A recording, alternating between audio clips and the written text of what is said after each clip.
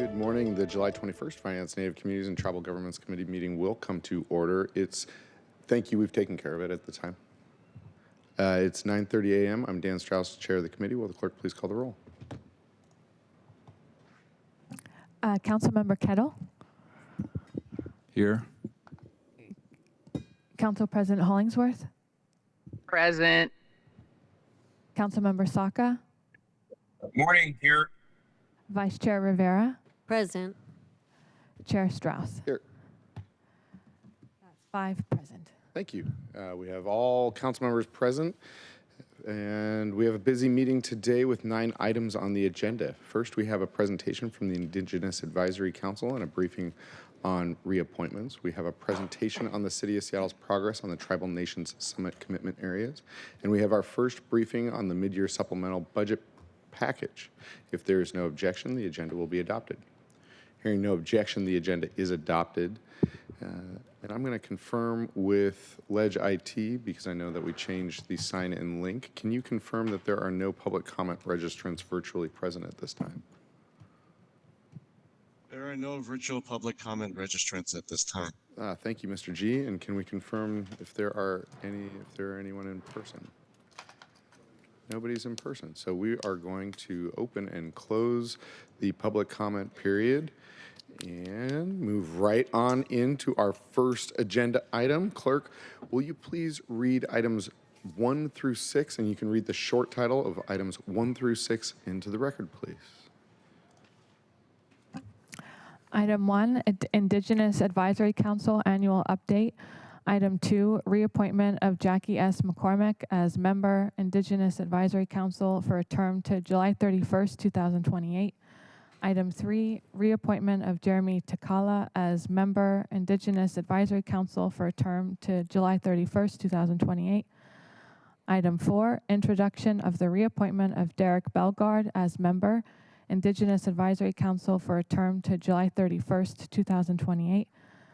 Item 5, introduction of the reappointment of Luther F. Mills as member, Indigenous Advisory Council for a term to July 31st, 2028. Item 6, introduction of the reappointment of Suzanne Salto as member, Indigenous Advisory Council for a term to July 31st, 2028. Briefing and discussion. Presenters Derek Bellegarde, Indigenous Advisory Council, Colby Monosmith, Department of Neighborhoods. Wonderful. I believe we have the director here today as well. Great to see you. I'll turn it over to you for some brief introductions, and I see that you also have a presentation. Colleagues, we will be voting on these reappointments at the next committee meeting, and unless you hear otherwise, folks don't need to come back for the next one. Over to you. Great, thank you. Good morning, Chair Strauss, thank you for having us here, and thank you, esteemed committee members this morning. My name is Quinn Pham. As mentioned, I am the Serving Director of the Department of Neighborhoods, and I wanted to be here to introduce Colby Monosmith, our Indigenous Advisory Council Liaison. Colby is a citizen of the Cherokee Nation of Oklahoma and brings deep experience from her work in urban Native organizations, particularly in workforce development and expanding access to education. The Department of Neighborhoods has the honor of supporting the Indigenous Advisory Council and look forward to continue working with you all, with you all to elevate some of their priorities that you'll hear today. Thank you. I hand it to Colby. Thank you. Yeah, don't bring that microphone as close as you can. Say Mick Jagger like the Rolling Stones. Thank you. I appreciate the invitation to present today. As Director Pham mentioned, my name is Colby Monosmith, and thank you, Chair Strauss, and esteemed members of the committee. You can move that microphone anywhere you want. I will share the presentation that we have today. I would also like to share that we are joined today by an esteemed community leader and member of the Indigenous Advisory Council, Derek Bellegarde, who is a member of the Siletz and Chippewa Cree of Rocky Point, Montana. I'd like to have him introduce himself and speak to his experiences on the Indigenous Advisory Council. Bonjour, Council. Thank you for allowing us to be here today. Yeah, it's been an honor working with the IAC, being part of it. It's a true honor to be able to support our community that way. As you know, our Native community has some of the worst disparities when it comes across, through policies and things that affect our community. Just recently we had a bad count come out with the KCRHA that really harms our community in a way, because they didn't bring us to the table soon enough to actually help develop something, a tool that's going to work for our community. So oftentimes when policies and systems are created and they leave our Native community out, our community is negatively impacted. What usually is good for most, when policies and things are made and trying to have the most reach, actually has a negative effect on our community because of the historical, unique traumas of our community. So we have to be up front. We have to be in the front of these things and actually have a voice early on. And so one of the things that I'm really thankful for the city of Seattle is this creation of IAC back with Councilmember Juarez created and headlined it. A lot of cities and a lot of places where policy is made, we don't have that seat. We don't have that opportunity to actually have our voice in early on to make sure that our community is protected, to make sure our community members have a voice. And so it's something I take really, a lot of love and respect for. And I raise my hands to the city for actually having the IAC. But it's very, very important for our community to have. It's something that I think, I know we all take very seriously. And whether it's MMIP work or homelessness and housing or public safety, we need to be in there. And so I can't just value it enough. It's just amazing what we do. And thank Colby and all of you for supporting it. Thank you, Derek. So today's presentation is to provide an overview of the work that the Indigenous Advisory Council has done over the last year and many of the projects that they've worked on across the city. And to provide some context, the Indigenous Advisory Council was established in 2021 from an ordinance from the City Council. I'm sorry, I don't know why there is a chat in the middle of the screen. Okay, thank you, it disappeared. And the work that we do is rooted uniquely in the experiences of our members. We are the only advisory board across the city that is composed entirely of Indigenous people. It is a 9-member, and it reflects the experiences from tribal leadership as well as local Native nonprofits, elders, and youth. So it is a very unique and experienced board. And the root of the work that they have is based in shared goals that was established in strategic planning that was created by the Indigenous Advisory Board. And they would like, to serve as culturally grounded advisors, and that is rooted in their knowledge and experience on Native issues and communities. And they work together to plan and evaluate and strategize on how they would like to work with the city. And they set those policy priorities that helps them sort of strategize across their work to make sure that they're making the most impact. And as they go through, they have set specific budget and policy priorities for each year in their strategic planning that are based specifically in honoring the political relationship, the trust and treaty obligations, and the roles that have very unique tribal government and Native community impact. So those can include many different aspects where we're working specifically with tribes and urban Native organizations, creating funding set-asides, and sort of developing their capacity within our community. Also, we are working under the Race and Social Justice Initiative within the City of Seattle to ensure that Native communities are represented in across city policies and their concerns are being considered when policies are being created. So investing in those culturally responsive programming across different city programs. And we want to sort of highlight that these are the specific funding budget areas that the IEC has identified across the city. And this is not to say that these are not being invested. They are being invested in, and they're seeing the impact of that across the city. Seattle Indian Health Board, Chief Seattle Club, and other agencies are receiving funding. But we also acknowledge, and the IEC also acknowledges, that this is a tough budget year. And specifically, these are the areas that they see the most impact in, and they'd like to see that the budget areas are either maintained or strengthened, even in tight budget years, because we know that this is the areas that have the most impact across the community and the most need across the community, whether that be in responsive housing or the support of Native communities through family support and children, as well as, of course, murdered and missing Indigenous people being a very particular issue, with gender-based violence rates being very high.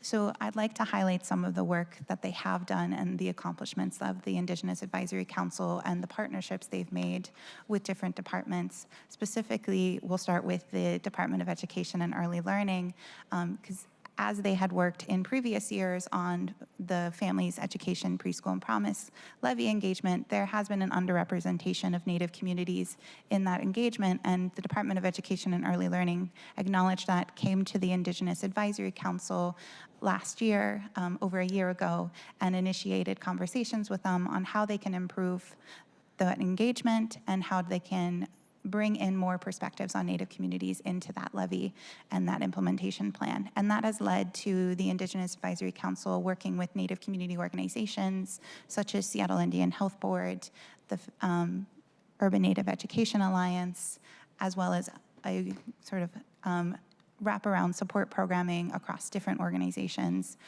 to host 4 Native community engagement sessions. In previous years, there were no community-specific engagement sessions. This year, we had 5, including an engagement session with the Indian Parent Advisory Board at the Seattle Public Schools. So it was really a strong commitment by the Department of Education and Early Learning and the Indigenous Advisory Council to improve that engagement rate. And key priorities across in Native communities have been included into the implementation plan, which included food insecurity, access to childcare, and specific, trades and career pathways. So wraparound supports and, those issues that are across community are now being reflected in the implementation plan.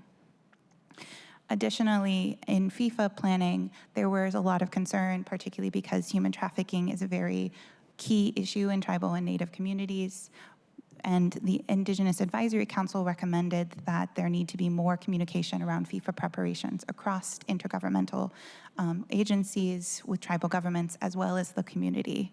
So the Office of Intergovernmental Relations and the IEC strategized and created these FIFA World Cup planning sessions that hosted with the Washington State Attorney General's Office, Seattle Police Department, and other agencies, as well as Mother Nation, to talk around how they are preparing for FIFA.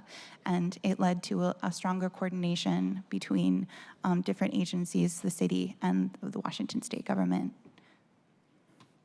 Additionally, the Indigenous Advisory Council advised on the First Peoples Climate Fund, which was a Green New Deal Oversight Board advocacy investment in climate strategies that were rooted in Indigenous sovereignty and leadership and that experience of climate activism that is rooted in our communities. The Indigenous Advisory Council's feedback was incorporated into the fund's goals and strategies, and 7 grantees, including 2 federally recognized tribes, were granted funding, as well as 5 Native-led organizations based across the city. So it's rooting our climate action in the knowledge and experience of our tribal communities.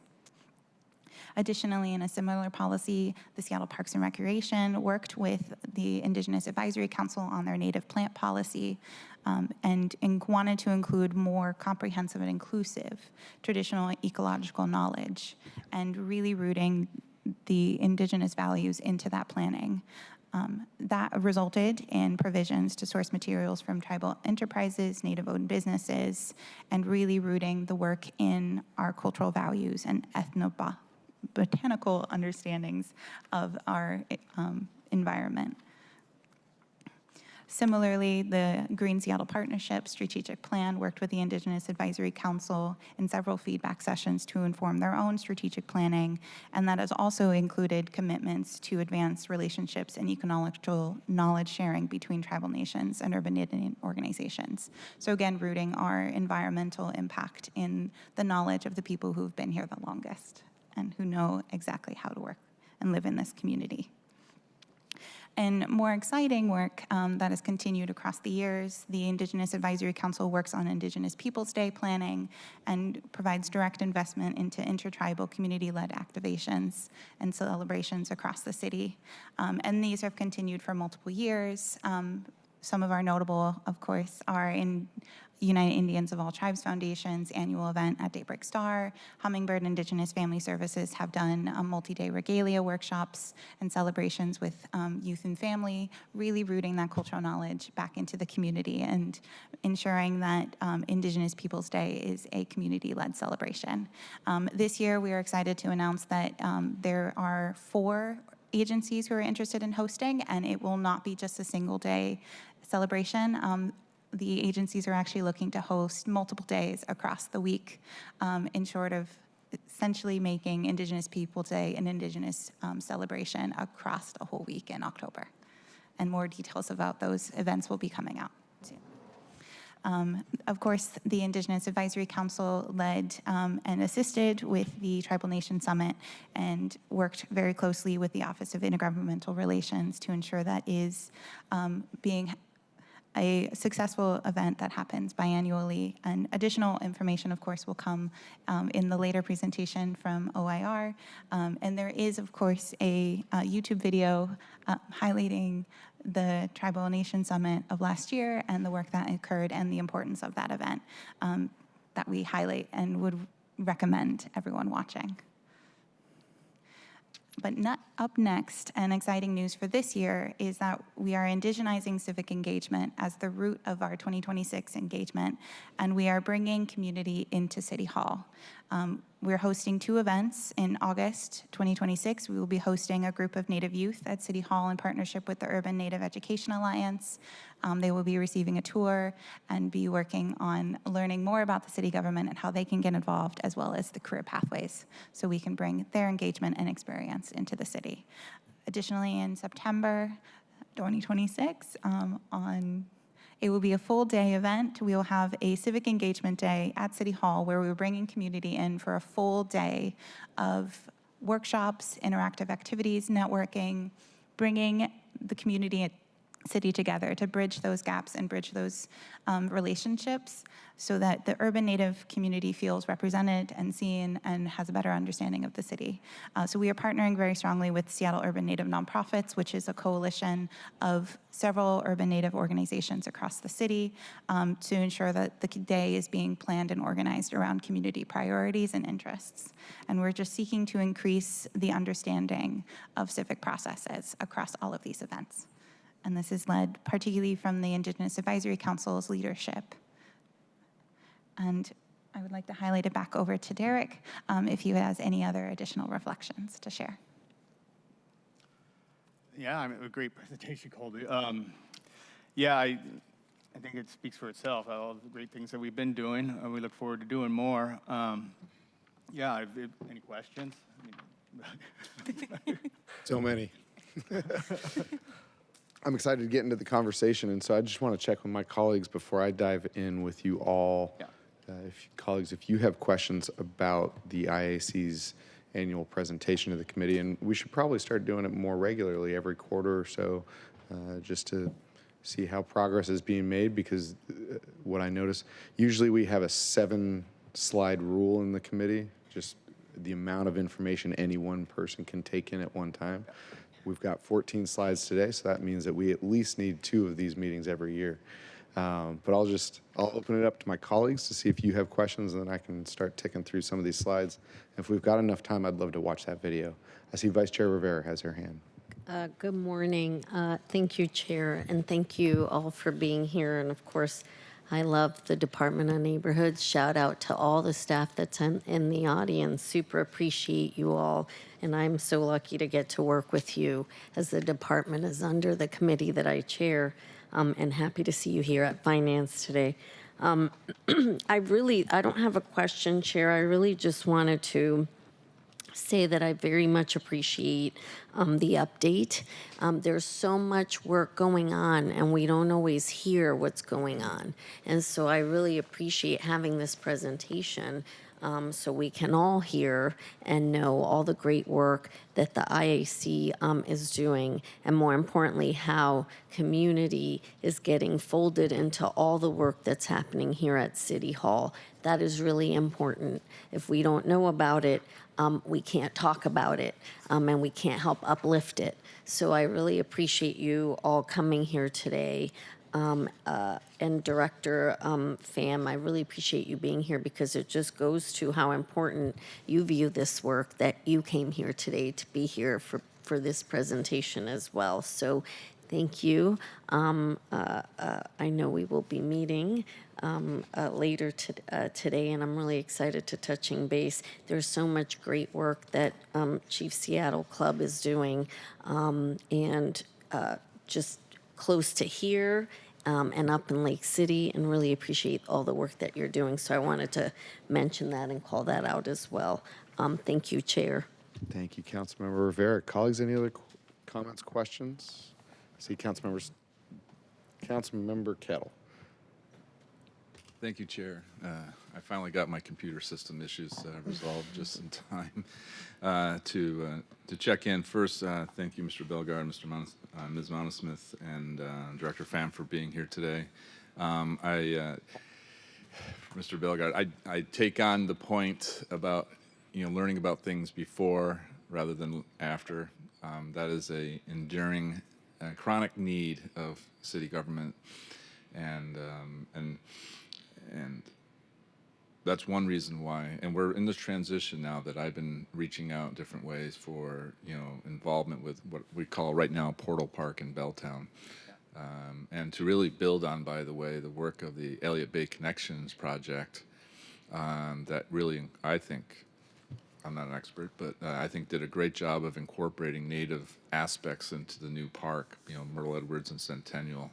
I'm sure you've been there and seen that, and with Ms. Echohawk and her advocacy and advising, that's really great. As I often say, there's two things that make Seattle stand apart from other major cities. One is our tall evergreen trees, and the second is our native community and the art and all the different pieces that go to that. And that's something that could be incorporated in Portal Park. And we've been doing the technical pieces because it's essentially a brown site with the viaduct and so forth, but we're in that transition phase now, moving to the next piece. And so so I reach out as as the District 7 representative on that point, to definitely solicit any input, advice, and the like. That would be fantastic. Oh, thank you. Yeah, we'd love to have that. Yeah, we're gonna make the city really beautiful. All the new parks and everything we're gonna do. Yeah. Okay. Now on a more a different topic. One of the things, and I'm putting my chair hat on, of public safety, human trafficking, commercial sexual exploitation, human trafficking, the challenges that we've been seeing in different places in the city, most notably in North Aurora. I note that, like with FIFA World Cup coming and now going, which is hard to believe now it's gone, it's done. And I recognize there was a surge of asset and capacity that was, came in the city, because it wasn't, we had federal law enforcement working this issue and other elements as well. And you may not know, or anybody at the table may not know, but has there been any early feedback in terms of how that went, how the interaction was going, in a sense of, was it, did you find it to be successful? I mean, talking to community, they tend to say everything was quieted down during the course of the World Cup. But now that, by the way, now the test is what's going to happen now. And I was just curious if there was anything. Yeah, I don't know about North Aurora, but the work that we do down at Pioneer Square, we were really prepared for it. We thought it was going, we just, you don't want to always think for the worst, but you have to be prepared. So, but I think overall it was a success as far as public safety was, at least in the Pioneer Square area. I know that's not the trafficking thing you're talking about on North Aurora, but we kind of went through without any major incidents at all. I mean, it was probably not even as comparable to like a Seahawk playoff game. I mean, so it was actually handled really well. Okay, yeah. Great. And that community, your work has been incredible, and the recent Community Solutions Project, which I was engaged on early, but then the city, for different reasons, was not as engaged on it. But it seemed to be in working well, and I would hope working together with you and others in the community. And that again, that's another thing that, have you seen the changes? And so now the question is, how do we maintain it? How do we avoid sliding back? Yeah, I think just remain our keep our focus on it, and just don't let it, look at it in the rearview mirror. It's something that we have to actually nurture and take care of on a regular basis, and not just think it's, it's going to come back if we don't. We got to, make sure that progress is maintained. Yeah, I don't know other than more resources. I know we throw it, we need more planning. But yeah, I think the momentum's there now, and I think it's, it'd behoove us to actually keep it going, as far as all the public safety in that area. It's all about activation. That was the most massive activation that we saw, and as I often say, nothing builds momentum than momentum. And so we don't have to lose the momentum. And not to go on a side tangent, but slightly, I've been talking to Inspire Washington, Downtown Seattle Association, the mayor, the deputy mayor, that how do we do that? And I often say sports and entertainment. And what's entertainment for our city? Arts and culture. We should be taking the lessons learned from FIFA and applying it from the sports piece into the arts and culture, aka entertainment space. We have a unity loop. Let's have a unity. Let's have a unity loop for arts and culture. That includes Pioneer Square, for example, and it's CID and other places in the city.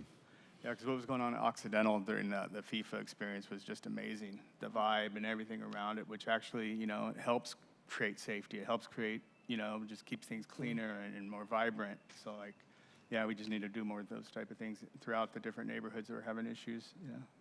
Great, that'd be great. And I'll resist making a comment about cameras. All right, thank you, Chair. Thank you.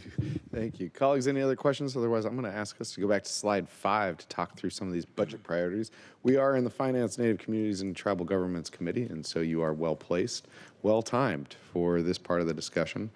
Would just love to dig in a little bit deeper, as many of these topics we do, some of them we fund, but not necessarily earmark for Indigenous organizations, such as, the transitional housing, technical assistance, down payment assistance. For that one, how do we make it, how do we indigenize this work? And then we can tick through the other ones as we go. But do you have any thoughts or reflections on how you would like to see us make funding investments in transitional housing, technical assistance, down payment assistance in either an Indigenous way or for Indigenous people? Well, the first thing keep IC. You gotta grab that microphone a little bit closer. Oh. I'm a little hard of hearing too many rock me too. concerts. I was at Megadeth concert on Saturday. Still can't really hear. But I think I have to keep an IAC involved, and coming up with solutions, because even Chief Seattle Club, even though we specialize and really the only Native-led housing organization that's actually focused on permanent supportive housing and that type of issue, right? It's still a lot of community members that need a voice. There's other players in the thing that actually should have a voice in how it's done and how it's prioritized when funding is so scarce, right? So I think IAC is the main thing to keep involved with that, and actually, because it brings a lot of other Natives and leaders into the conversation that come from different aspects, from youth work to MMIP to the tribal governments relations and everything else. So I think that's the first step, is actually just making sure IAC's at there and the budget planning. Yeah. Thank you. Yeah. Yeah, and as we continue forward, if you've got other great ideas, don't hesitate to let us know. Yeah. In the culturally responsive services and third spaces for youth, how do you see this? Are there specific projects that you see in the pipeline, or is this, again, an orientation where we need to be looking for these opportunities when we get to the budget season? What we've seen is an interest in increasing out-of-school activities, which was a theme that was in the Department of Education and Early Learning. Particularly, there's a difficult access to after-school activities. The Native community tends to be a little dispersed, and the cultural center, Dave Starr Cultural Center, is a little hard to get to for families after school time. So finding better access points for culturally responsive services for youth has been a key theme across our community engagement. So organizations like Rise Above, Urban Native Education Alliance, Red Eagle Soaring, those community organizations really lead this work in youth engagement and in continuing investing in those organizations to lead and partner and indigenize youth programming. What we see for our Native youth is that they need youth, their need is to have culturally specific programming, things that bring in those cultural teachings, how to make regalia, how to do traditional medicine. All of those different cultural practices are really important for our youth to feel empowered and seen in the community. So it's really important to invest in those programming. Thank you. And I know that through our Tribal Nation Summit, we've continued to move forward the work on addressing gender-based violence and the crisis of missing murdered Indigenous people. Are there specific steps at this time that you see us needing to take, or just don't lose sight of that incredibly important work that we are doing through the Tribal Nation Summit? Both. Definitely don't lose sight of it. It is a very important key topic because it does require a lot of interconnected work. So it requires partnerships with tribal governments. It requires a strong partnership with SPD, both of the officers on the ground. And of course, there has been a large commitment by Chief Barnes and leadership at SPD to continue this work and ensuring that's working all across the different channels of community engagement. What we've seen is data is difficult for Native communities, and it's highlighted particularly when it comes to murdered and missing Indigenous women, because Native communities tend to be underrepresented in data and not tracked. So it's hard to know the scope of the issue. But particularly the community leads a lot of efforts in trying to find relatives. Organizations like Mother Nations and of course Seattle Indian Health Board lead when it comes to these services and gender-based violence, and so continuing to invest in partnering with them. Yeah, underrepresented in the number of counts, but as Derek will oftentimes remind me, for being such a small portion of Seattle's population, it is overrepresented in the number of homeless individuals that we have on our streets. And that kind of brings us to invest in cultural and social service facilities. I know we made a very large investment over the last few years in the Thunderbird treatment facility, something that through my work, with Chief Seattle Club is understanding, number one, that culturally attuned services help a person heal in the way that they are. Yeah. And then also the power of the indigenous cultural and traditional medicines and foods, and just how that can make a really big difference. Are there other opportunities like Thunderbird on our horizon, or are there other places that we can be looking to at this time? Well, I think there's a lot of areas we could be improving on, the youth stuff, and the homelessness work that we do. We know it starts, if we're going to actually ever make long-term change, it starts with youth work and families. And one of the things that we need to invest in is create more culturally appropriate, safe spaces for our youth, and so invest heavily in that. We have the highest disparities, you just pointed out, and one of the things that we also know is we're least likely to utilize any services that aren't culturally appropriate. Mm-hmm. And that comes from that trauma and that fear and that lack of trust for systems that have continually harmed us.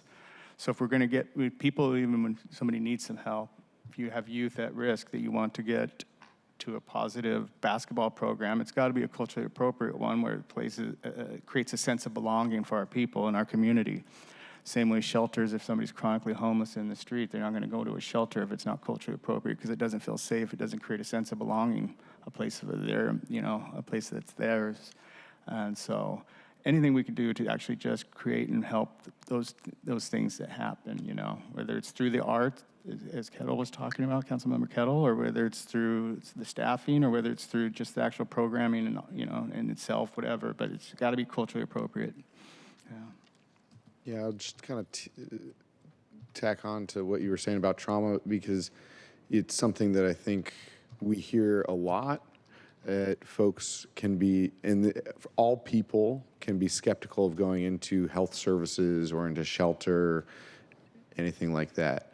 And so it's easy to gloss over what you just said. Yeah. What's different for our Indigenous people here is that there was government policy of killing, boarding schools, spreading blankets that were supposed to create warmth that actually carried disease.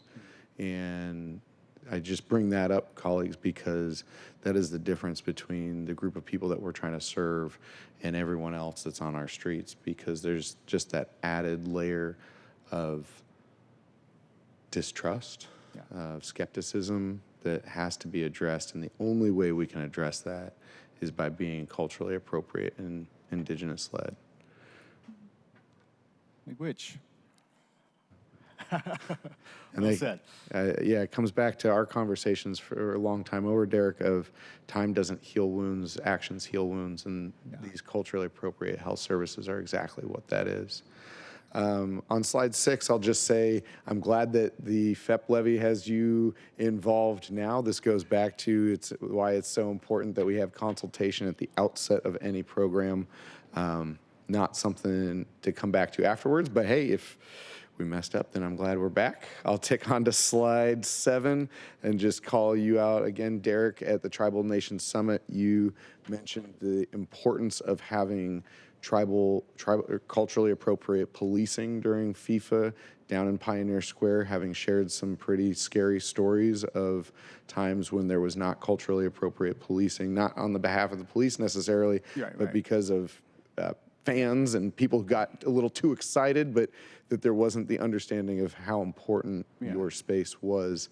And so I'm grateful for you bringing that up in the Tribal Nations Summit, because I was excited to see the Suquamish police down in Pioneer Square, and not even just the police. I think it was the entire police force and the chief of police. Wow. And we couldn't, that is an outcome that would not have been achieved without your input. Thank you. Yeah, it was a success. Yeah. I see that we are starting to run long in the tooth here. I'll just say Indigenous Peoples Day, and this is on slide 11. I'm glad to hear that it is becoming a longer than just a day event. It was amazing to get to be at United Indians of All Tribes Powwow just this last weekend.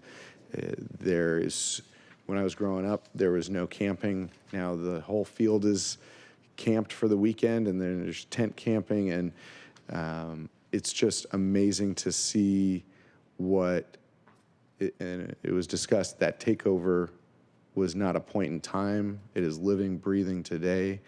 Thank you to not only Bernie Whitebear, but Senator Claudia Kaufman and Council President Emeritus Deborah Juarez and Randy. It was great to see you, Randy, who are all out there to really take a risk and make it happen, because what we see there today is, again, it's not just Indigenous Peoples Day, it is an Indigenous Peoples space, and I'm excited for the city to continue working, and this is where you might want to go on to, I guess we skipped over it already, the Green Seattle Partnership in the previous slide, connecting United Indians of All Tribes to be able to steward more land around Daybreak Star with native plants, with an Indigenous mindset, and I'm already seeing the improvements there.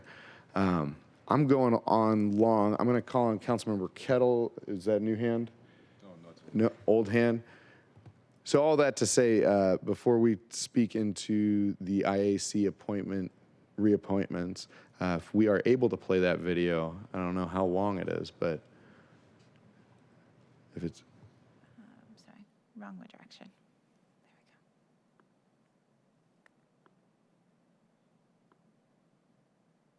Let's see if this works.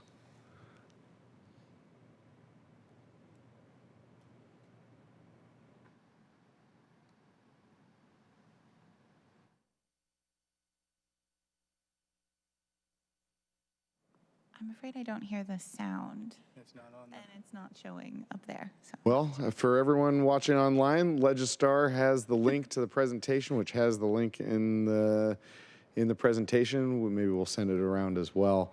We're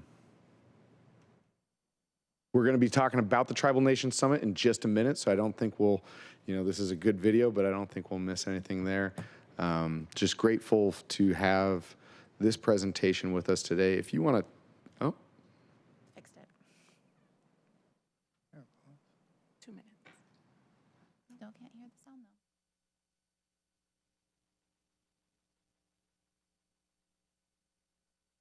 We're loading this up. I'm going to talk about just to keep us moving a little bit here. We have 5 reappointments to the Indigenous Advisory Council. We have Jackie McCormick, who has been a longtime advocate and provides programming through Rise Above, which is youth development and a cultural third place for people to go. She is incredibly amazing. We have Councilmember Jeremy Takala, who is from the Yakima tribe. Jeremy has been a longtime participant in the Tribal Nation Summit. He's somebody that I really love to work with, and I got to see him just a week or so, maybe 2 weeks ago here in City Hall.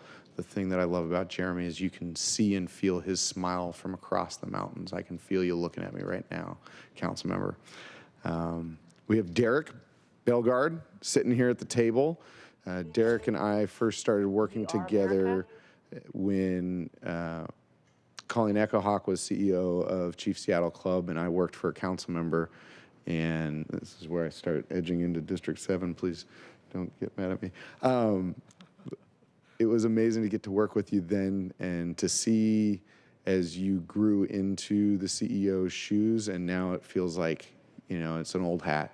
You're just like, you're just grooving and shaking, and you really have filled into this role in this space in a beautiful and amazing way. One of the things that Derek and I got to work on was activating Fortson Square, which had a art piece that was literally called The Ruins, and it felt that way. And being on the historic shores of the inlet there, so where Fortson Square is next to Smith Tower was built where it is because it was the closest bedrock to the waterfront. And so Fortson Square is a place that now has a welcome statue rather than the ruins. And that was due to your good work. So talking about activating space. We have Councilmember J. Luther Mills of Suquamish Tribe. I've gotten to speak with Councilmember Mills so many times over the years, and one of my favorite memories of him was educating me not necessarily on the importance of SEPA, but on the importance that SEPA has for federally recognized tribes and indigenous people, because currently it is their only way of being alerted if there will be the ground disturbed in places where there's culturally important sites.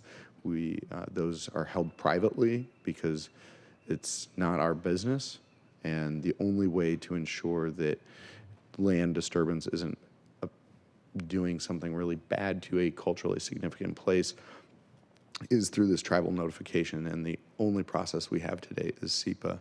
And finally, Suzanne Sailtoe of Snoqualmie. I haven't seen Suzanne in a while, but man, she's amazing. She does not hesitate to let you know what's going on, and I just really love Suzanne for that. I'm sorry if I took your overview of all of the reappointments. I just really appreciate all the members of the Indigenous Advisory Council. And I see that you've got the video up and running now, so Seattle Channel will switch over to that video, and as you're ready, just hit play. We are America. We are democracy. We're not adjacent to it. We are it. This is our land. This is our soil. We've been doing this stuff, and we know how to do it.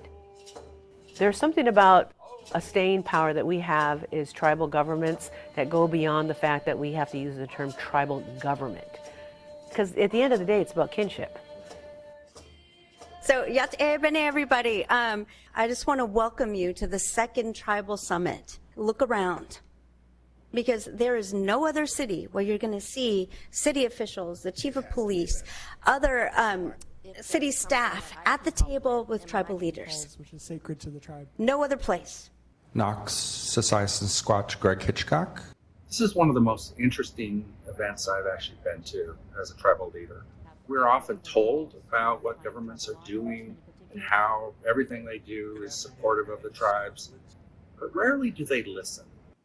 The City of Seattle summit really stood out in that it was a dialogue.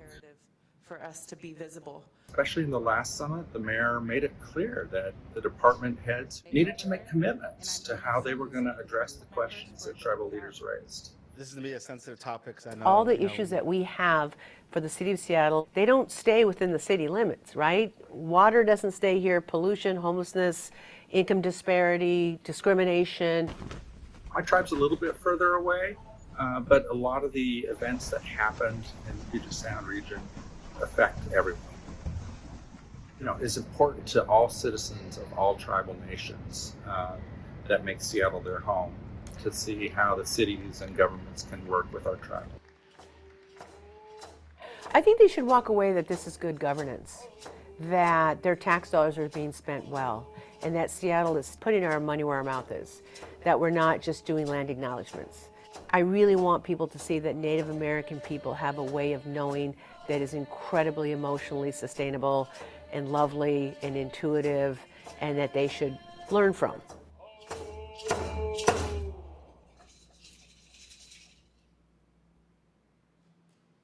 I've been trying to get Council President Emeritus Juarez to this committee since the day that she retired for the first time. And I didn't realize that this is how I could do it. That's beautiful.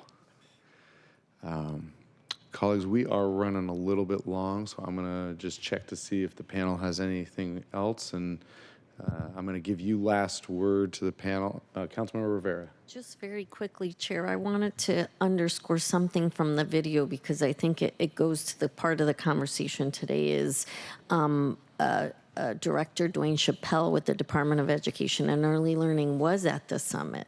So when you see that the FEP levy incorporates feedback from community, from our tribes, you know, he listened. And he made that commitment as was asked at that summit.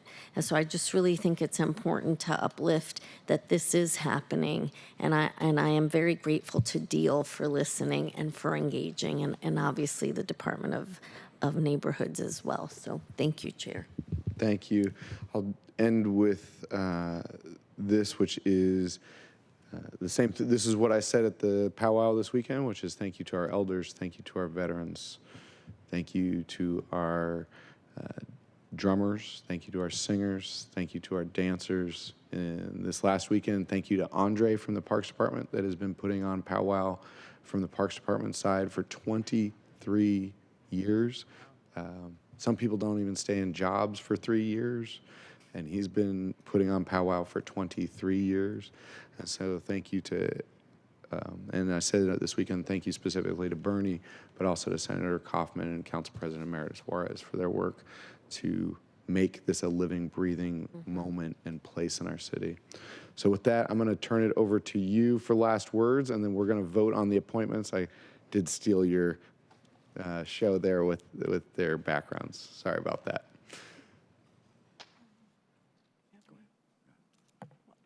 You go first. I'll just make Rich again. Thank you for all listening to us and taking our words in, and for all the support. And yeah, look forward to it. Yeah. And again, Department of Neighborhoods is just honored to be able to support the work of the IAC and look forward to doing that collectively with you all on council. Thank you. And additionally, Wado, thank you for having us. We deeply appreciate the opportunity to speak with you today. We look forward to having you back soon. Thank you. With that, we're going to transition into the next agenda item. Clerk, will you read the short title into the record? Item 7, Tribal Nations Summit Progress Update. Briefing and discussion presenters are Francesca Mernon, Office of Intergovernmental Relations, and Colby Monosmith from the Department of Neighborhoods. Thank you. And as folks are getting settled, I forgot to mention that today we will be proclaiming to be Salmon Bay FC our National Champions Day. Our USL2W team just won the national championship for the entire United States, and they are named after a land place that has been a tribal, people have lived there since time immemorial, and I'm just honored that we get to name our teams after places that have existed and thrived for thousands of years, millennia at this point. So with that, we've already kind of introduced the Tribal Nations Summit as a concept, but I'll turn it over to Director Hashimi from Office of Intergovernmental Relations to also introduce Francesca, and we know Colby. Over to you all. Chair Strauss and members of the committee. I'm Mina Hashemi, Director of the Office of Intergovernmental Relations, and I'm joined by my colleague Francesca Mernan, who serves as our Tribal Relations Director, and Colby, who you just heard from. Thank you for the invitation to join today. We're pleased to be here to brief this committee on progress updates from the city's Tribal Nation Summit. As this committee knows, city policies, programs, and services have far-reaching impacts to tribal governments, and it's critical that the city respectfully engage sovereign tribal nations in government-to-government relationships on issues that may impact tribal interests. In recent years, OIR has prioritized rebuilding and expanding our tribal relations program to be more proactive and accountable to tribal nations.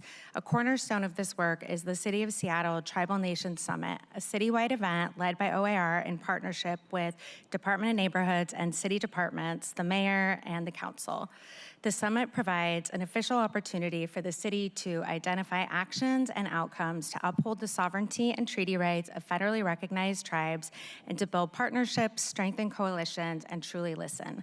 You will hear more about outcomes and commitments from the 2025 summit in the following presentation. We are proud that Seattle is one of the few cities nationwide to meaningfully engage with tribal nations through government-to-government convenings, and we are grateful to the tribal leaders and our city partners whose engagement and participation make this possible. City departments lead the vast majority of this day-to-day work with tribal governments and Native communities and work closely with OIR to carry out the work. Our journey is far from complete, and it will take all city departments, the mayor's office, and the council to sustain our progress toward these commitments. We are grateful to have collaborative legislative partners in this work, and I want to thank Council for your support and leadership, Councilmember Juarez and Chair Strauss for your sustained commitment and leadership on this summit. We hope this collaborative approach and our ongoing commitment is apparent today and in future briefings. And with that, I will pass it on to Francesca. Thank you. Thank you, Director Hashemi. Hello, Council. My name is Francesca Bernan. I'm a citizen of the Shawnee Tribe and of the Cherokee Nation, and I work in the Office of Intergovernmental Relations as the city's Tribal Relations Director. Hello again. My name is Colby Monosmith. I am also a citizen of the Cherokee Nation, and I work for the Department of Neighborhoods as the Indigenous Advisory Council Liaison. For today's briefing, we're going to focus on the two commitment areas of collaborative cultural resource stewardship and culturally attuned systems of care. We'll be returning to your committee in a couple of weeks to brief on the other two commitment areas, but there's a lot of good work to show, and so we broke it out into two sessions for you. We have briefed this committee leading up to and following the 2025 summit. In March of 2026, Mayor Wilson, Council President Hollingsworth, and Councilmember Strauss issued the event summary report that detailed guidance and wisdom that we heard at that summit last September. That summary report also includes an updated and reorganized set of city commitments. These were all shaped in partnership with city departments, and they seek to address some of the key priorities that we heard across themes at the summit. This work requires sustained and consistent interdepartmental coordination. With each passing year, we are improving our ability to more effectively engage with tribal governments and Native communities. The city remains committed to this work because we understand and respect the sovereignty of tribes as governments and seek to ensure that local government is a collaborative and effective partner on the many ways that our issues may impact tribal governments and tribal beneficiaries. Since September, progress has been made on all of the commitment areas in these two sections, yet it's important to remember that the work is long-term and iterative. It can take many years for a single project to come to fruition and many engagements for meaningful progress to be made. This progress reporting seeks to measure that we are on track with keeping the commitments integrated into our city efforts. There will always be opportunities to do more and to do better, and keeping these priorities in the forefront helps ensure that we are seeking out opportunities where feasible and aligned with city and tribal priorities. In the areas of cultural collaborative resource stewardship, the city made 8 commitments focused on land, water, and wildlife resources in Seattle and across the areas that the city stewards. And this is a full detailed list that's also available in the summary report, and in the future slides, we're going to go over some project-specific detail progress updates that touch on these areas.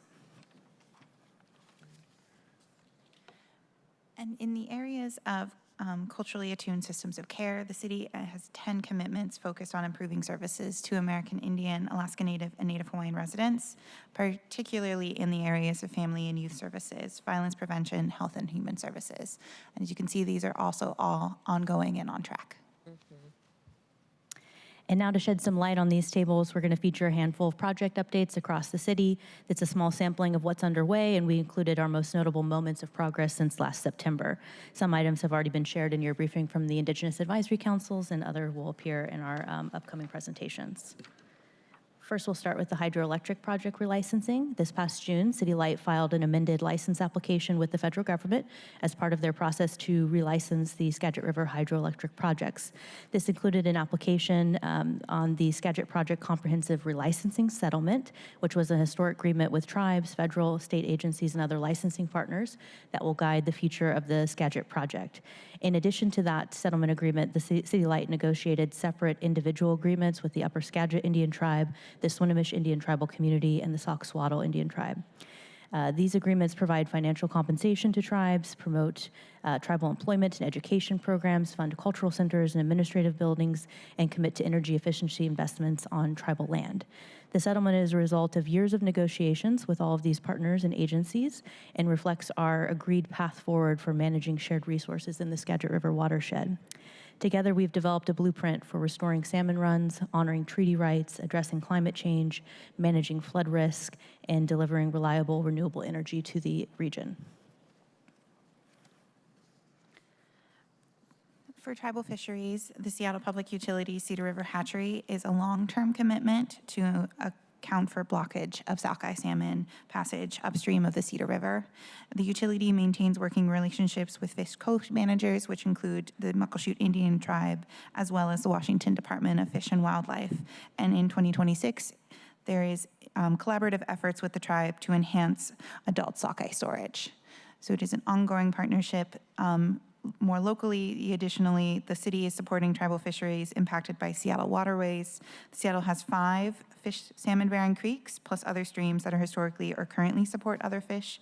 Federally and state regulations are increasingly requiring that fish passage barriers be removed by owners as they fail or are replaced. Seattle Public Utilities is in the early stages of developing a comprehensive watershed-wide creek culvert strategy to address creek, culvert, fish passage, and barriers in urban watersheds. And these efforts are starting with the city's largest urban watershed, Thornton Creek, in District 5, with several tribal governments also expressing interest in collaboration. In the area of water stewardship and access, there are many city departments that play a role in managing tribal access to public entry points for saltwater and freshwater boat launches and other public access points. Seattle Department of Transportation manages an extensive shoreline street ends program that includes dozens of access points and periodic opportunities to update the physical features, including plantings and furniture. Underneath the First Avenue Bridge street end that is adjacent to tribal trust land of the Muckleshoot Indian Tribe and the tribe's fishery wharf and their seafood enterprise, there are currently efforts underway to engage the tribe on improvements to that area. And then many of the other street end programs include tribal priorities around habitat restoration, urban canopy improvements, and soil remediation, all of which are aligned with improving the water quality and the habitat for wildlife throughout Seattle. In addition, the Seattle Parks Department routinely maintains and notifies tribal fisheries of any potential changes in the access points for public boat launches around the city. significant portion of the city's land stewardship and restoration efforts are led by Seattle Parks and Recreation and Green Seattle Partnership. In 2026, the Green Seattle Partnership renewed and expanded 4 partnerships to support urban, native, and tribal leadership. This includes Cattell Rising, who will join the partnership to lead youth and school engagement in collaboration with tribal nations, United Indians of All Tribes Foundation, who will take over leadership of land stewardship programming around Daybreak Star in Discovery Park, and Duwamish Tribal Services, who will lead as a land steward in the West Duwamish Greenbelt adjacent to Heron's Nest and the Duwamish Longhouse. And Futures Rising will also act as co-creation and restoration leads in stewardship at Frink and Maplewood Playfield. This last session, we participated in some joint advocacy efforts around a bill of importance to both the city and tribal governments. Research has linked coho salmon deaths to 6-ppdq in stormwater. This chemical is derived from a chemical found in vehicle tires. Concentrations in stormwater are found to be lethal for coho salmon and more recently for other salmon species as well. The bill was introduced this last session that would have included a fee on tire purchases and a ban on the chemical. It was later amended to just be a ban on the chemical by 2035. The bill did not pass, but there are ongoing advocacy efforts to explore bringing this bill back in future cycles and participating in continued advocacy with tribal partners. Earlier this year, the Office of Sustainability and Environment announced 2 urban Indian organizations will receive grants through the Environmental Justice Fund, which invests in community-driven solutions that accelerate climate action. These 2 grantees are Ancestral Sisterhood, whose project will improve traditional ecological knowledge solutions and climate disaster preparedness across the greater Seattle area that creates a framework for community organizations and members. And the second is Duwamish Tribal Services, whose programming will foster ecological health, cultural visibility, and community connection to land through hands-on restoration and culturally grounded education. Seattle Public Utilities also continues to play a role in the upper segment of the Lower Duwamish Waterway Superfund cleanup. In 2024 and 2025, cleanup seasons resulted in 65,000 cubic yards of contaminated sediment being removed. And you've heard a little bit about FIFA coordination in our last session, but the Seattle Police Department did outreach tribal and law enforcement agencies from around the state as part of their mutual aid strategy. And that resulted in the Suquamish Tribal Police Department and the Nisqually Police Department sending officers to all of the Seattle area games. The image here is a member of the Suquamish PD engaging with fans in Pioneer Square. You also heard about the 2 webinar series that we hosted in partnership with the Washington State Attorney General's Office. Those sessions focused one on tribal leadership, and we saw engagement from many of the tribal enterprises, the casinos, and other businesses operated by tribes, as well as a second broader community-focused session. Across the 2 sessions, we saw over 200 attendees. And then third, we would like to feature the Office of Arts and Culture, who invested in 3 urban Indian organizations to host World Cup celebrations across Seattle. Those were focused in District 1 and 2 in District 7. As discussed earlier, murdered and missing Indigenous people is a very key topic for the community. It is an Indigenous-led social movement that seeks to address the disproportionate rates of violence, including homicide, sexual violence, and human trafficking, experienced American Indian and Alaska Native people. The city continues to seek opportunities to learn more about the complex and interwoven issues that have resulted in MMIW cases. Mayor Wilson attended and spoke at a local MMIWP awareness event that included impacted individuals and families and service providers. This annual gathering holds critical space for healing for the community. Additionally, the Seattle Police Department has continued to meet with tribal chiefs of police, including the Swakswaddle and Tulalip tribal police departments, to expand the regional relationships and understanding of tribal law enforcement on these issues.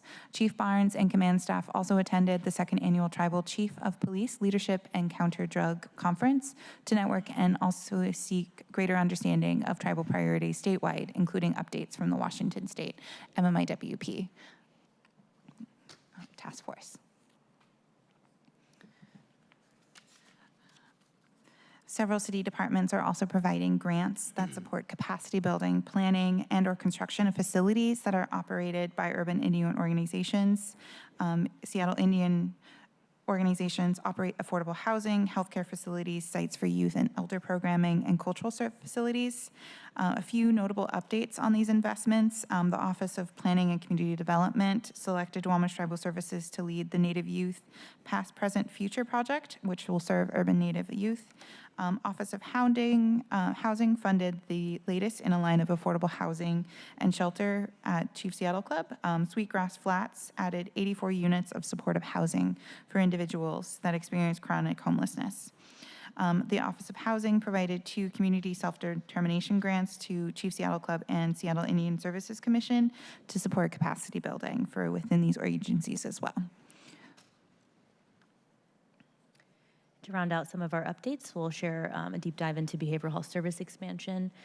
In late 2025, the City Council approved a $4.8 million investment in Seattle Indian Health Board's Thunderbird Treatment Center. The Human Services Department is working closely with the Health Board to support final construction costs and operating expenses for this 92-bed inpatient treatment center. The facility is located on Vashon Island and is anticipated to serve majority Seattle residents through culturally attuned substance use disorder and mental health services.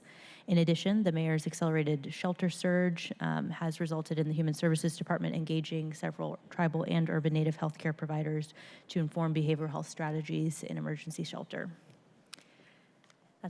We've reached the end of our updates for today, but we're happy to take questions on anything that you'd like to discuss. Well said, well done, and thank you for this presentation. If you want to click back to slides 3 and 4, just as the summary for us to be able to navigate from, I'll take questions from colleagues. I will just share gratitude for how you've put this presentation together.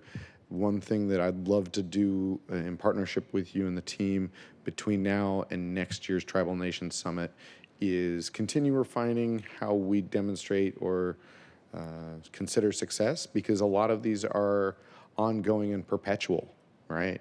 And some of them are time sensitive and important. The two that I'll give there, well, many of these are ongoing, but the Suquamish Police MOUs, it was something that was very specific and time sensitive, right? We know that there's conclusion there. For many of these, it is ongoing, and I just want to make sure that to continue building trust in these spaces. I know I heard at the last Tribal Nations Summit from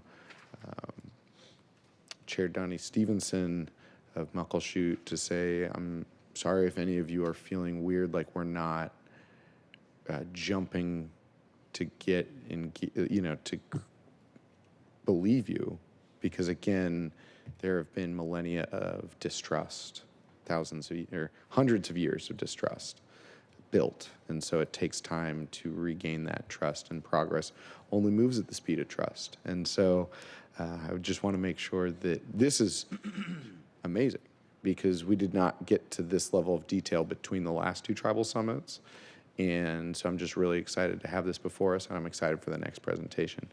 I'll ask colleagues if you've got questions at this time. Seeing none, I'll just kind of go through with you on slide 6. We've had a lot of conversation about the City Light agreement, and it was amazing to have tribal leaders of all 3 tribes here in chambers to discuss this historic agreement.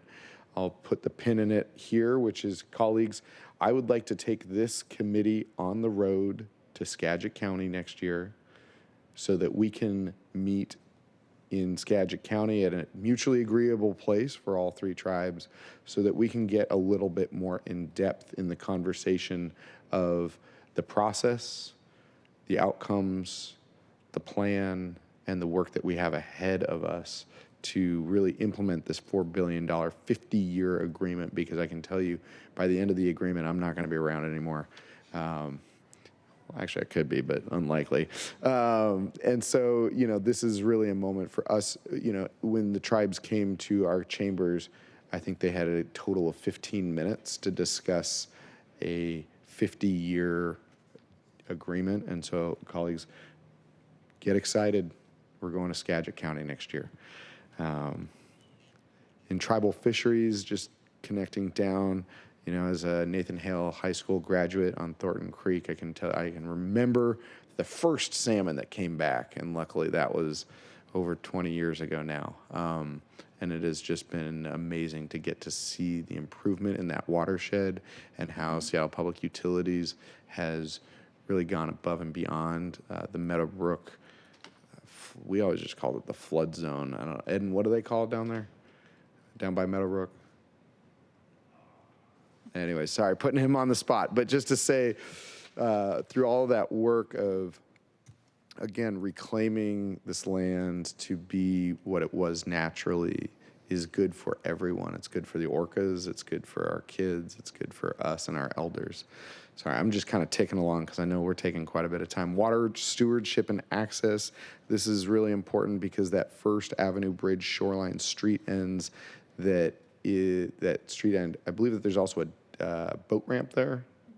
And it was mentioned here that there's tribal trust land next to the boat ramp, but oftentimes I see Councilmember Kettle's got his hand up, so I'm going to turn it over to him right now because this is a great transition. Sometimes they can't use the boat ramp because of public safety issues. Sometimes they can't use the boat ramp because of homelessness issues. And this really comes to, they have tribal trust land within the city of Seattle that they cannot access their rights to fish under the Bolt decision because we are not caring for our water access. With that, over to you, Councilmember Kettle, Public Safety Committee. Well, shocking, Chair, thank you. Shocking, no. I'm going to pivot. I'm not going to say anything about public safety. I have 3 strategic priorities. Obviously, public safety is one of them, but also is the maritime piece. And I've been doing a lot. I was in Regional Water Quality Commission. I've done different tours of the Duwamish, the Georgetown wet weather treatment facility, the one in Ballard, all these different pieces. And when I look at slide 7, fisheries, water stewardship, access 8, slide 8, and so forth, that I wanted to ask to be, like I've been doing this in many different ways. Even in June, I went with the port to Washington, D.C. to meet with federal entities, congressional and otherwise, to talk about various maritime issues in Puget Sound. And I would love to get a meeting set up that we can work with OIR on to focus on the maritime piece specifically. Because as we press forward on some of these maritime issues, it would be good to get, going back to Mr. Bellegarde's, knowing early rather than later if there's any issues. So that would be an example of that. So, Chair, not a public safety query, but a maritime one. Amen. Just to keep you on your toes. Yes, sir. That's great. And as I'm looking at the rest of the slides here, I guess I'll just tick to advocacy efforts on slide 10 because in land stewardship, we've already talked about the United Nations of All Tribes stewardship programming near Daybreak Star. But here, something that was really helpful last year was including on our legislative report from Olympia what the bills are for specifically Indigenous people or about or in that realm. So I thank you for that. You didn't add it to this slide, so I'm adding it there for you. And I think the next actions for OIR are to just keep doing that. And, this is also, we are now seeing in our daily news clips here at City Council that there's a section for tribal governments and Native communities. This is how we standardize indigenizing everything.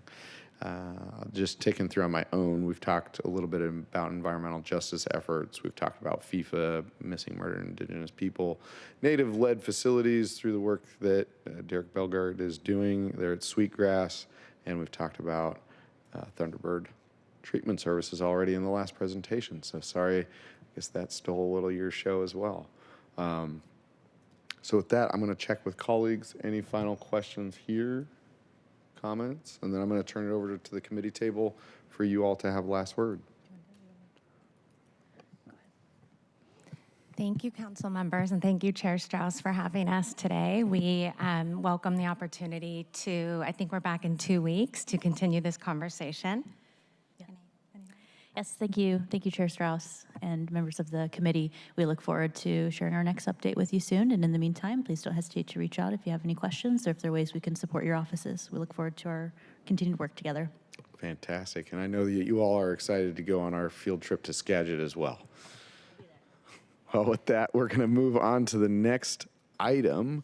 We are actually now on, I believe it says item 8. So if you want to read, actually, let's read both item 8 and 9. You can read the short title into the record, please. Item 8, an ordinance relating to acceptance of funding from non-city sources, authorizing the mayor or the mayor's designee to accept and authorize the expenditure of specified grants, private funding, and subsidized loans, and to execute, deliver, and perform corresponding agreements. Briefing and discussion presenters are Ali Panucci, Director from the City Budget Office, Tom Mikesell, and Eden Sisick from Council Central Staff. And item 9, an ordinance amending Ordinance 127362, which adopted the 2026 budget, including the 2026 to 2031 capital improvement program, changing appropriations to various departments and budget control levels, and from various funds in the budget. Briefing and discussion presenters, Ali Panucci, Director, City Budget Office, Tom Mikesell, and Eden Sisick from Council Central Staff. Welcome in, welcome in. And colleagues, again, we have 2 items before us, our chartered duty and right, which is to approve grant acceptance to the City of Seattle. And then item 9, which we will get into our mid-year supplemental budget. These items are for briefing today. I would point to summary attachment A if you would like to see the details of these transfers. And I'm always excited to see my favorite department director, Ali Panucci, especially with our Ballard, Vermont rivalry that occurred this weekend. I almost texted you to see if you were at the game. But Vermont played a darn good game. They're a tough team, and it came down to 6 rounds of penalty kicks. So that just says what it needs to say of your good Vermont team. That's great. Over Sorry, to I you. missed it. So if we want to run through just, if you want to do quick introductions, I know everyone knows you, but just for the TV and the thousands of people watching on Seattle Channel, and we'll do mid-year grant acceptance first, take a pause, and then we'll go through supplemental. Sounds great. Good morning, Ali Panucci, Budget Director. Good morning, Eden Sisick with your central staff. Okay, I will kick us off. I can go to the next slide, thank you. I'm going to go over, as Chair Strauss described, the mid-year supplemental budget ordinances that are two bills increasing or decreasing department appropriations. This first slide is just the mission statement for the City Budget Office. My team supports stewardship of city funds and supports the mayor in proposing their budget, and then works with your staff during your budget adoption process that I'm looking forward to this fall. Next slide. So we will start with the mid-year acceptance ordinance. This is one of 2 of the budget bills at mid-year that are traditionally heard in this committee. This bill accepts grants, service contracts, or donation funds from various agencies and organizations, and authorize the expenditure of funding backed by their respective revenue sources. And then the other bill adjusts the adopted budget with more standard appropriations and changes to provisos. Next, actually, you could just flip. Yeah, thank you. So the mid-year acceptance ordinance accepts about $44.9 million of external funds and appropriates $38.4 million of those in various departments from multiple funding sources. This slide is a summary of the acceptance amounts that is organized in the same way that the budget book is organized into our service areas, the 5 service areas, and it just outlines the $44.9 million. I wasn't going to go into a great amount of detail on this. I'll highlight a few of the acceptance in the next slide, but happy to answer questions. Go ahead, thank you. So this slide is just a highlight of some of the acceptances included in this bill.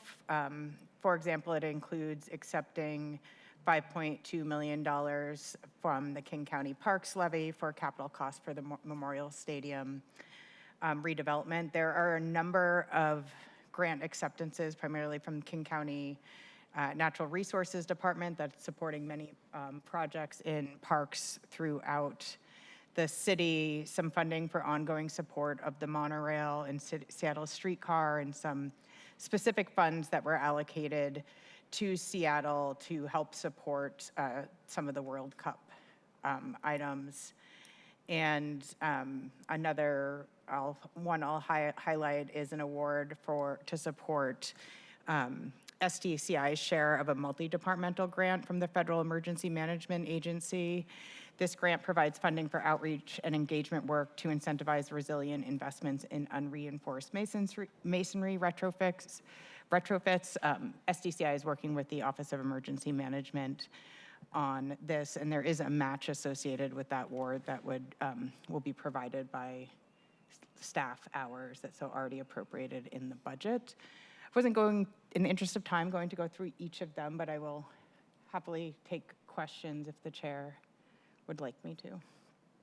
Yeah, thank you. Thank you for taking a pause here. And we also have Tom Mikesell at the table as well. Colleagues, do we have any additional questions here? I just want to thank you for clarifying the naval fire drills as it was previously documented. As we can see out of our windows here, one of the most active shipyards in Washington State. 1/3 of our sales and use tax comes from port and maritime activities. And one of the most consistent funders is the United States Navy through their work at the shipyards out there, as I have seen some ships that went in while I was still staff that are still there today. But I see Councilmember Kettle with your hand. Thank you, Chair. Are you sure? It's always a good day, an outstanding Navy day, to have Navy noted in the briefing, so thank you for that. My question was, related to FIFA and the various grants that we got, particularly on the public safety side, overtime and on all the like. Is everything it may not show up here, but because of the timing, but is everything tracking on that front from your perspective related to the FIFA World Cup? We don't yet have full reporting on all the actual spending, and sort of talking with departments sort of intermittently, it did seem to be tracking, but I don't yet have definitive final numbers on our actual spending compared to what we assumed in the budget and what will be reimbursed for, because it's reimbursable, but we will plan to report back to the council later in August if I have the information, or as part of the budget delivery on how that actually all played out. But I'm choosing to be optimistic that our cost matched what we received in external funding and what we already assumed in the budget. Okay. Hope. Yes. And thank you. And by the way, I also appreciate the Memorial Stadium. Obviously, anything related to Memorial Stadium, Memorial Wall is of great interest to me. So thank you for noting the Memorial Stadium on there too. Good bookends, the first bullet and the last bullet. Nicely done. All right, thank you, Chair. Absolutely. Colleagues, any other questions, comments on the grant acceptance? Not seeing any, other than I know that the Evans Pool is in there, and as well as my favorite super block, the Garfield super block. And I know that Evans Pool would not be able to be replaced without this grant. And so it's just appreciate accepting money from other sources. Me too. Fantastic. Moving on to the mid-year supplemental. After Director Panucci's briefing on the mid-year supplemental, we'll talk about some pre-introductory changes that we made through Edin's presentation. Over to you, Director. Thank you. So this is the mid-year appropriation bill. It adjusts appropriations throughout the budget. So it's amending the adopted budget. This is I think the second or third bill you've seen this year, the carry forward ordinance that you heard earlier, as well as the exceptions bill. And it also makes some changes to our capital improvement program and lifts a proviso overall, the ordinance as proposed would increase the 2026 adopted budget in the general fund by about $92 million and then decrease across other funds by about $48 million.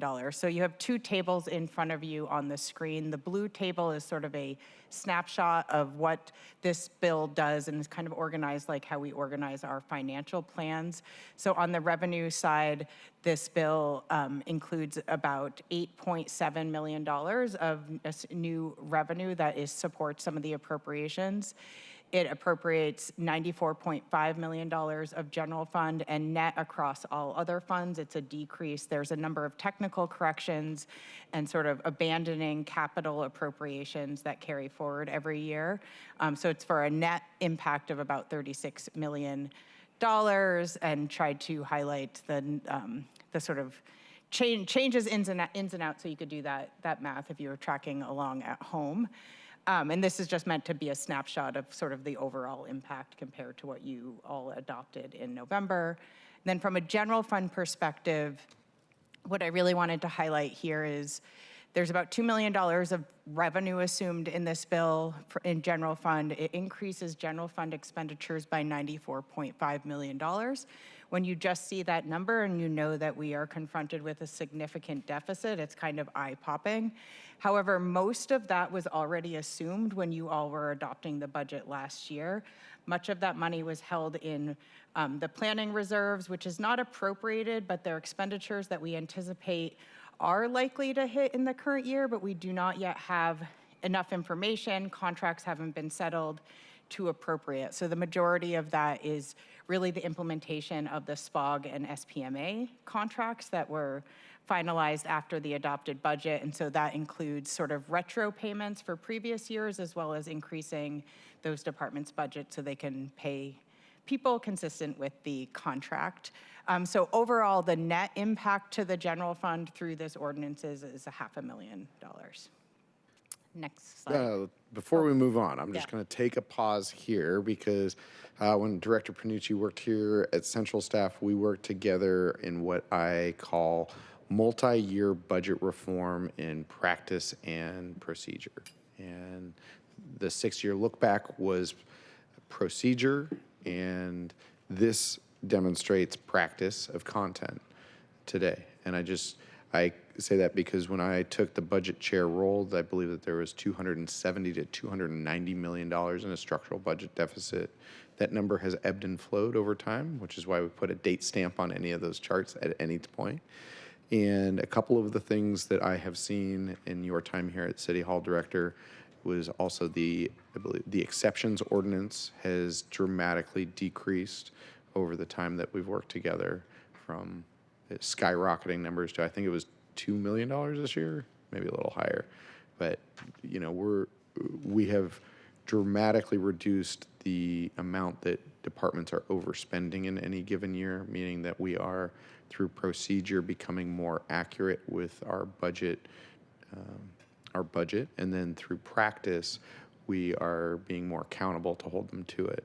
And so in this year where we have, again, another $170 million structural budget deficit before us, seeing that there's only there's $500,000 of net general fund increase is really important. And so, colleagues, I know that there will be amendments. Amendment deadline is this Friday at noon. And as much as you can, find sources of funds to offset. It is helpful. And so that'll get into the conversation with Eden in just a minute about the pre-introductory changes that we made. We made them in the same way that this green table here is, which we appropriated money last year, and today we are identifying how those appropriated funds will be used. So just wanted to chime in and talk about the long-range path to how we got here today, and my gratitude for your work.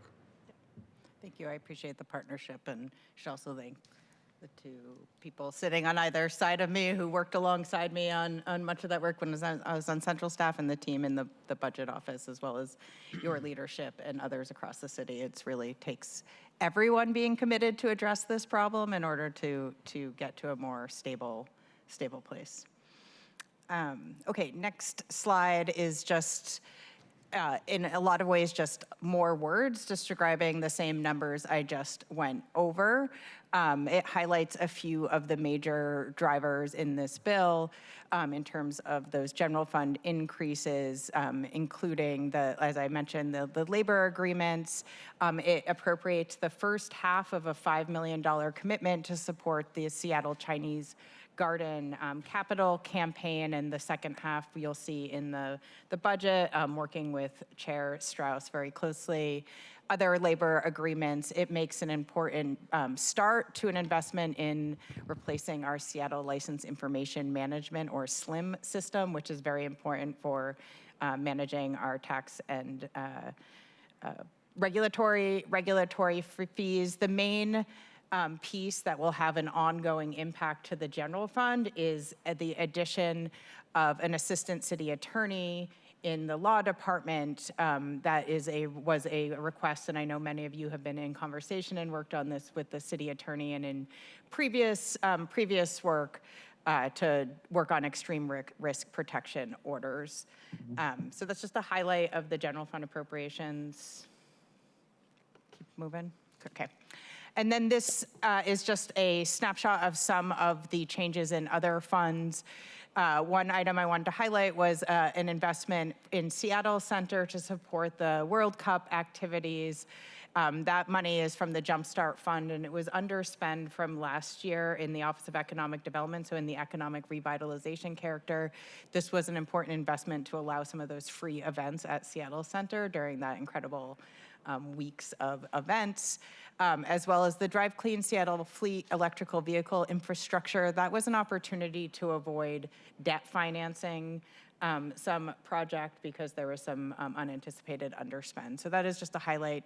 A lot of the rest of it is there's a lot of technical ins and outs, abandoning appropriations, transferring money, that type of thing. So I'm going to go through that in detail, but happy to take questions. And that concludes my presentation. Thank you. I'll just say on slide 9, I appreciate in the one place that we are increasing general fund expenditure is that extreme risk protection order assistant city attorney.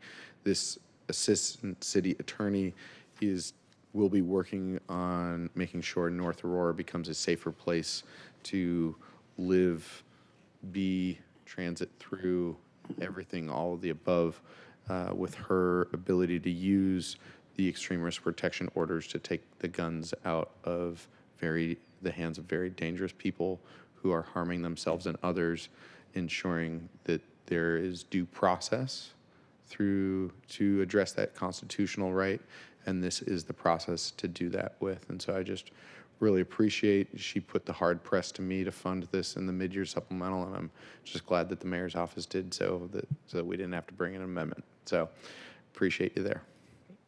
Colleagues, any questions on the mid-year supplemental before we get into Eden's presentation? Councilmember Kettle, Councilmember Rivera. Thank you, Chair. And to echo what you just said, this was one of the amendment ideas that we were looking at in terms of,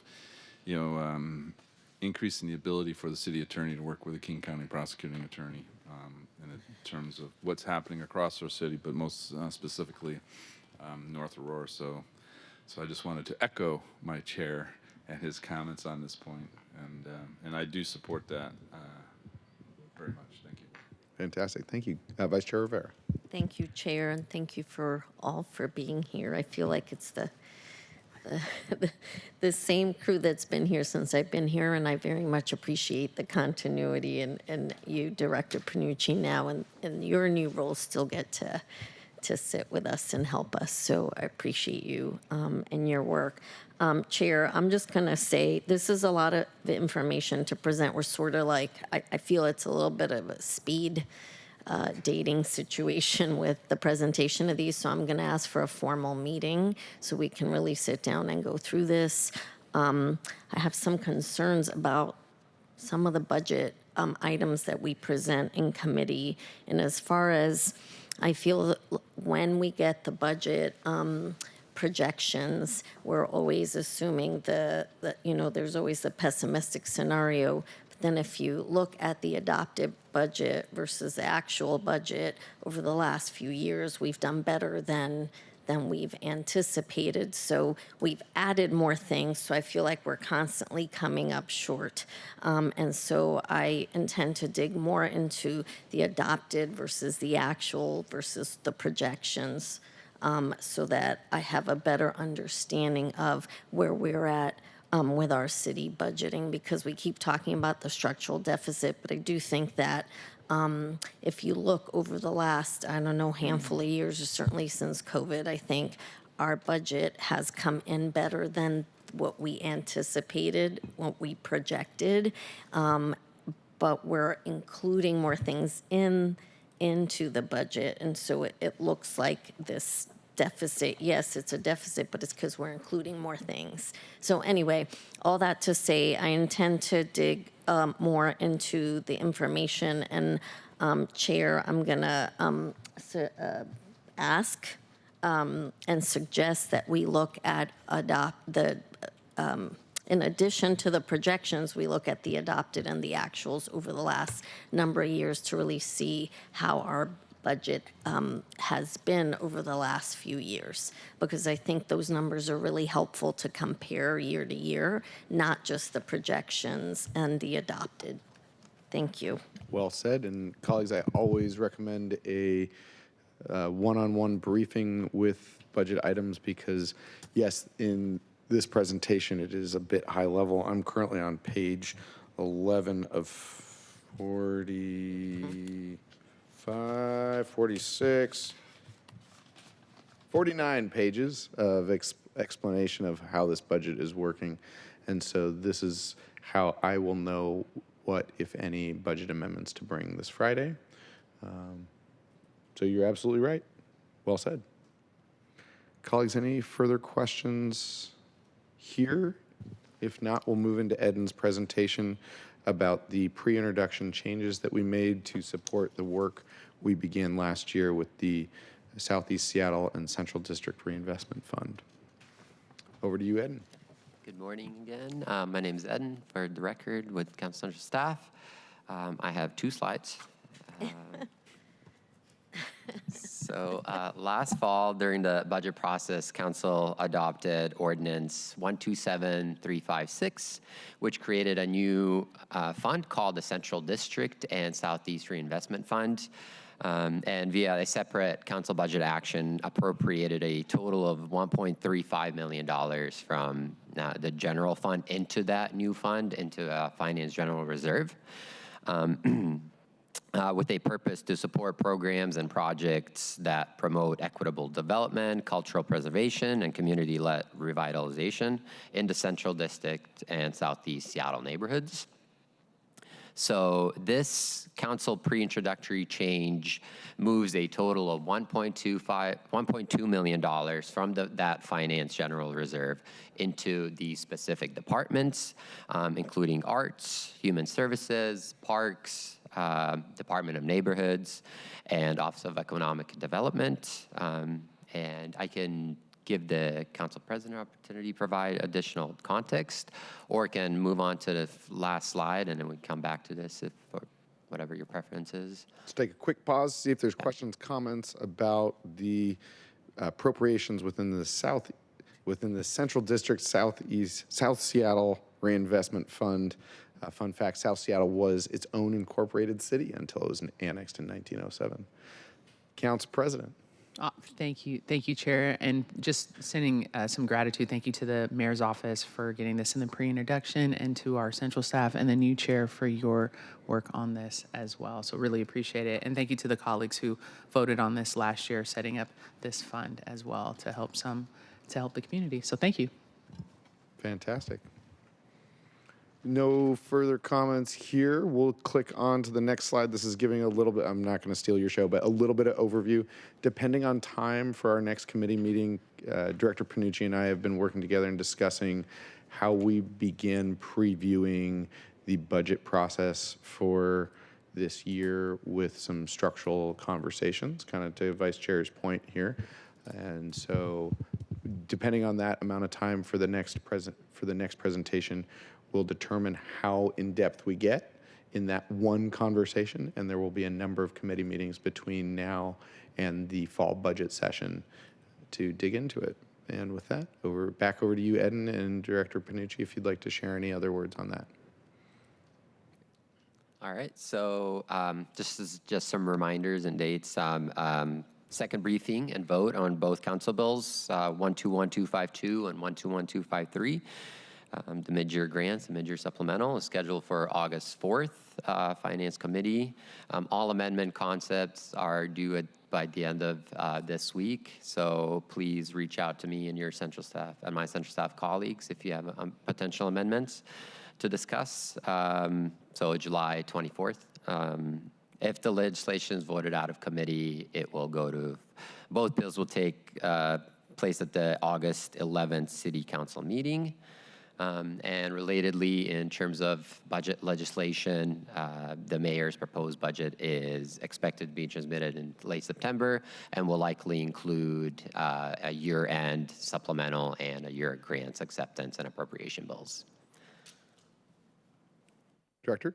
Thank you. I'll just, happy to give that presentation, and that will show some of sort of, 25 actuals, 26 revised, and then our projected deficit. I just wanted to take the opportunity. I got a note from my team while we were talking to Councilmember Kettle's question about the actual spending on the World Cup event. That will all be reconciled through the year-end supplemental budget, which gets transmitted with the budget. So if I have information in advance of that, happy to provide it to you and the rest of the council, but that is where it will formally get kind of reconciled and we'll have a clear picture. So just wanted to note that for the record. Great, thank you. And as noted, we have the Friday noon deadline for concepts. Again, it's just concepts. So if I said to Eden today, I would like an extreme risk protection order assistant city attorney right now, that would meet that deadline.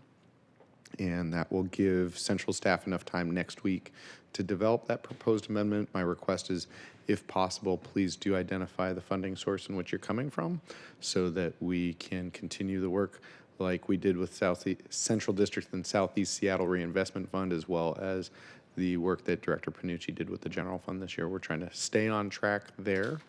And so, yeah, deadline is Friday at noon. Colleagues, any other questions on this topic? Seeing no further questions, any last words from the committee table? Tom, you've been very loud today. Anything that you'd like to share? Nothing. Fantastic. Anything from you, Director or Eden? All right. Well, this does conclude the July 21st meeting of the Finance, Native Communities and Tribal Governments Committee on Salmon Bay FC, our National Champions Day. Our next meeting is August 4th. We plan to vote on the appointments from the Indigenous Advisory Council and our grant acceptance ordinance, as well as our mid-year budget ordinances. We do also plan to have our second briefing on the city's progress towards the Tribal Summit commitment areas. With that, I hope you all have a wonderful day. And if you'd like to join us in Bertha Knight Landis at 1:15, we will be celebrating National Champions Salmon Bay FC. Have a great day.